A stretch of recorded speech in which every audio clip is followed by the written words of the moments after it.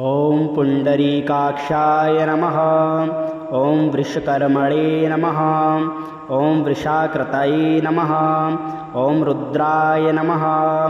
ॐ बहुशिरसे नमः। ॐ ब्रभ्रवे नमः। ॐ विश्वयोनये नमः। ॐ शुचिश्रवसे नमः।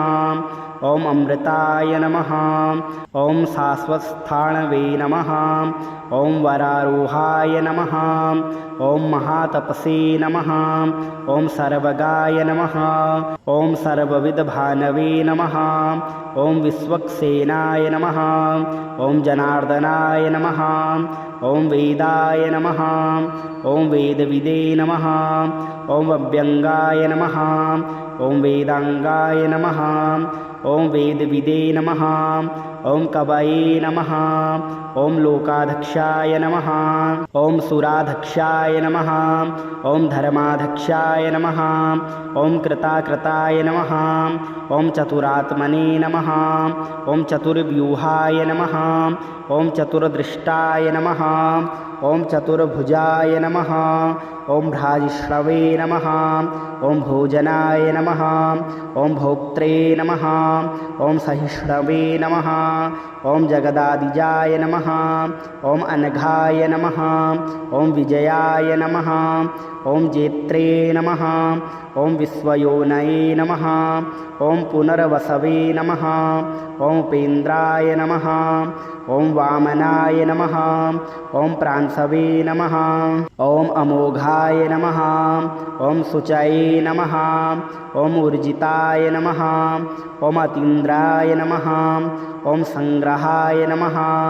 ॐ सर्गाय नमः। ॐ धृतात्मने नमः। ॐ नियमाय नमः। ॐ यमाय नमः। ॐ वेद्याय नमः। ॐ वैद्याय नमः। ॐ सदायोगिने नमः। ॐ वीरग्ने नमः। ॐ माधवाय नमः।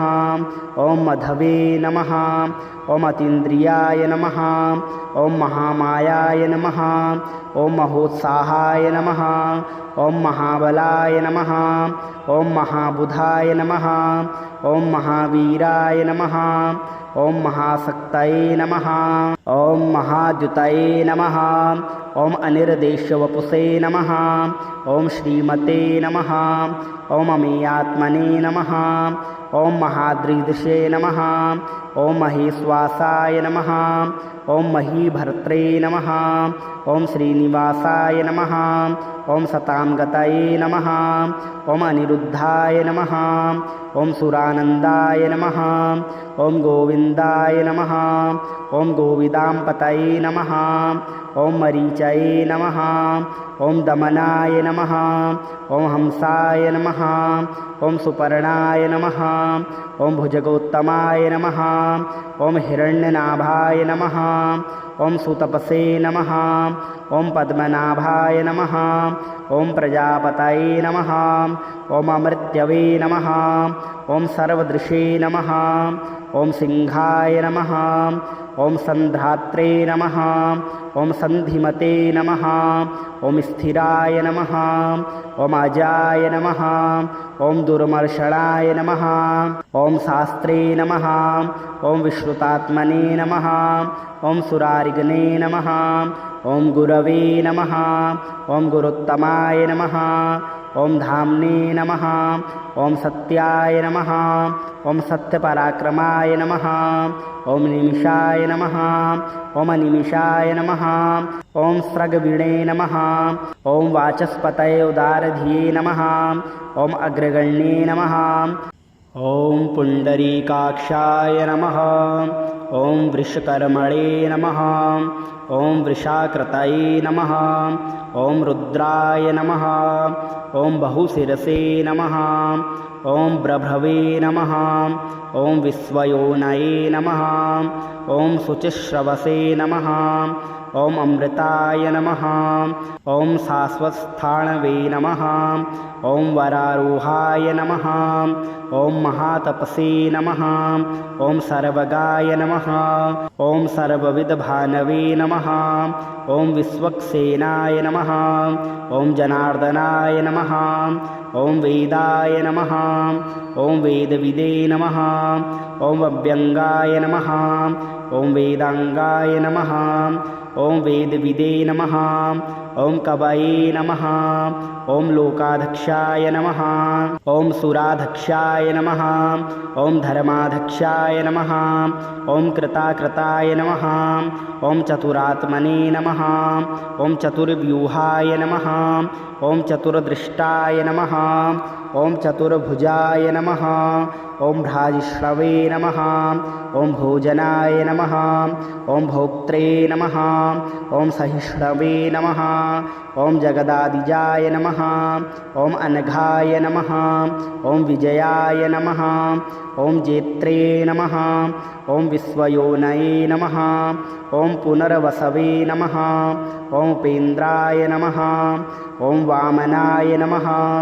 ॐ प्रांसवे नमः ॐ अमोघाय नमः ॐ शुचये नमः ॐ ऊर्जिताय नमः ॐ अतीन्द्राय नमः ॐ संग्रहाय नमः ॐ सर्गाय नमः ॐ धृतात्मने नमः ॐ नियमाय नमः ॐ यमाय नमः ॐ वेद्याय नमः ॐ वैद्याय नमः ॐ सदायोगिने नमः ॐ वीरग्ने नमः ॐ माधवाय नमः ॐ मधवे नमः ॐ अतीन्द्रियाय नमः ॐ महामायाय नमः ॐ महोत्साहाय नमः ॐ महाबलाय नमः ॐ महाबुधाय नमः ॐ महावीराय नमः ॐ महाशक्तये नमः ॐ महाद्युतये नमः ॐ अनिर्देशवपुषे नमः ॐ श्रीमते नमः ॐ अमेयात्मने नमः ॐ महादृदृशे नमः ॐ महेश्वासाय नमः ॐ महीभर्त्रे नमः ॐ श्रीनिवासाय नमः ॐ सतांगतये नमः ॐ अनिरुद्धाय नमः ॐ सुरानन्दाय नमः ॐ गोविन्दाय नमः ॐ गोविदाम्पतये नमः ॐ मरीचये नमः ॐ दमनाय नमः ॐ हंसाय नमः ॐ सुपर्णाय नमः ॐ भुजगोत्तमाय नमः ॐ हिरण्यनाभाय नमः ॐ सुतपसे नमः ॐ पद्मनाभाय नमः ॐ प्रजापतये नमः ॐ अमृत्यवे नमः ॐ सर्वदृशे नमः ॐ सिंहाय नमः ॐ सन्धात्रे नमः ॐ सन्धिमते नमः ॐ स्थिराय नमः ॐ अजाय नमः ॐ दुर्मर्षणाय नमः ॐ शास्त्रे नमः ॐ विश्रुतात्मने नमः ॐ सुरारिगणे नमः ॐ गुरवे नमः ॐ गुरुत्तमाय नमः ॐ धाम्ने नमः ॐ सत्याय नमः ॐ सत्यपराक्रमाय नमः ॐ निमिषाय नमः ॐ अनिमिषाय नमः ॐ स्रगवीणे नमः ॐ वाचस्पतये उदारधिये नमः ॐ अग्रगण्ये नमः ॐ पुण्डरीकाक्षाय नमः ॐ वृषकर्मणे नमः ॐ वृषाकृतये नमः ॐ रुद्राय नमः ॐ बहुशिरसे नमः ॐ ब्रभ्रवे नमः ॐ विश्वयोनये नमः ॐ शुचिश्रवसे नमः ॐ अमृताय नमः ॐ शाश्वतस्थाणवे नमः ॐ वरारोहाय नमः ॐ महातपसे नमः ॐ सर्वगाय नमः ॐ सर्वविदभानवे नमः ॐ विश्वक्सेनाय नमः ॐ जनार्दनाय नमः ॐ वेदाय नमः ॐ वेदविदे नमः ॐ अभ्यङ्गाय नमः ॐ वेदाङ्गाय नमः ॐ वेदविदे नमः ॐ कवये नमः ॐ लोकाध्यक्षाय नमः ॐ सुराध्यक्षाय नमः ॐ धर्माध्यक्षाय नमः ॐ कृताकृताय नमः ॐ चतुरात्मने नमः ॐ चतुर्व्यूहाय नमः ॐ चतुर्दृष्टाय नमः ॐ चतुर्भुजाय नमः ॐ भ्राजिष्णवे नमः ॐ भोजनाय नमः ॐ भोक्त्रे नमः ॐ सहिष्णवे नमः ॐ जगदादिजाय नमः ॐ अनघाय नमः ॐ विजयाय नमः ॐ जेत्रे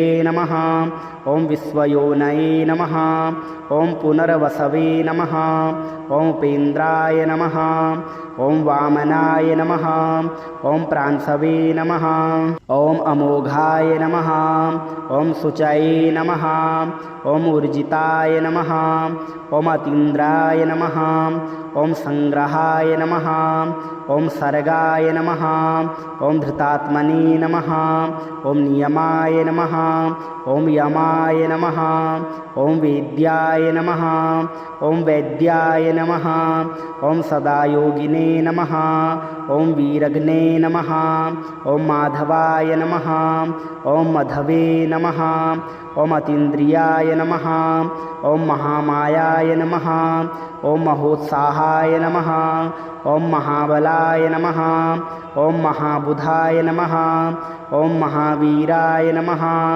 ॐ महाशक्तये नमः ॐ महाद्युतये नमः ॐ अनिर्देशवपुषे नमः ॐ श्रीमते नमः ॐ अमेयात्मने नमः ॐ महादृदृशे नमः ॐ महेश्वासाय नमः ॐ महीभर्त्रे नमः ॐ श्रीनिवासाय नमः ॐ सतांगतये नमः ॐ अनिरुद्धाय नमः ॐ सुरानन्दाय नमः ॐ गोविन्दाय नमः ॐ गोविदाम्पतये नमः ॐ मरीचये नमः ॐ दमनाय नमः ॐ हंसाय नमः ॐ सुपर्णाय नमः ॐ भुजगोत्तमाय नमः ॐ हिरण्यनाभाय नमः ॐ सुतपसे नमः ॐ पद्मनाभाय नमः ॐ प्रजापतये नमः ॐ अमृत्यवे नमः ॐ सर्वदृशे नमः ॐ सिंहाय नमः